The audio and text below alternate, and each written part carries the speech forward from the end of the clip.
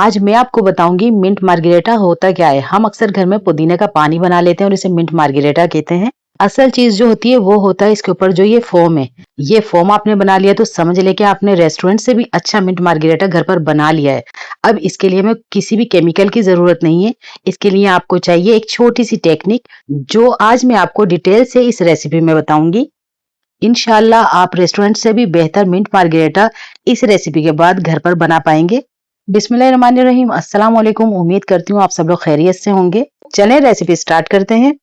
ये मैंने फ्रेश पुदीने के पत्ते ले लिए हैं। खास तौर पे पुदीने के ऊपर ये ध्यान रखें कि पुदीना आपका फ्रेश होना चाहिए। हरे हरे खूबसूरत से पत्ते आपने तोड़ने। ये मैं सारे अभी तोड़ लेती हूँ।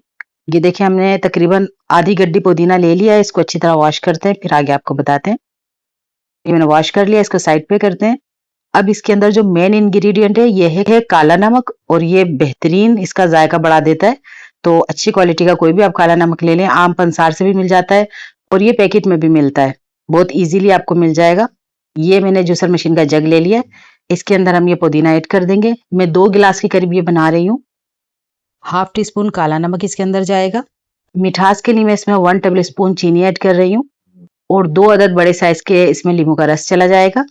बहुत जबरदस्त जायका आता है। 1 गिलास में 1 लीमू काफी होगा, इसलिए मैं 2 से 3 गिलास बना रही हूँ, तो मैं बड़े साइज के 2 लीमू ले रही हूँ। इसके अंदर बर्फ बहुत ज्यादा डलता है। जितना हमने सोडा वाटर डालना है या कोई भी आप स्प्राइट ले लें जो आपको पसंद हो, तो उससे डबल इसमें बर्फ डलता है। ये मैं इसमें बर्फ डालने के बाद तकरीबन 1.5 से 2 गिलास इसमें कोई भी आप सोडा डाल सकते हैं। अब मैं इसको ब्लेंड करूंगी और हाफ ब्लेंड करने के बाद इसमें अगेन बर्फ डालूंगी, क्योंकि हमने इसका फोमी सा टेक्सचर देना है।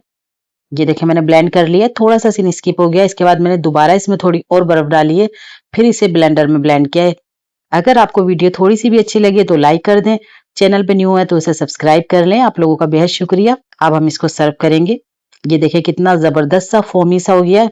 बिल्कुल यही टेक्सचर हमें चाहिए था। और इतनी तपती गर्मी में ये आप लाजमी बनाएं, बहुत रिफ्रेशिंग होता है, बहुत ही जबरदस्त बनता है। ये देखें कितना जबरदस्त इसका टेक्सचर हो गया है। इसी तरह फोमी फोमी सा होना चाहिए आपका।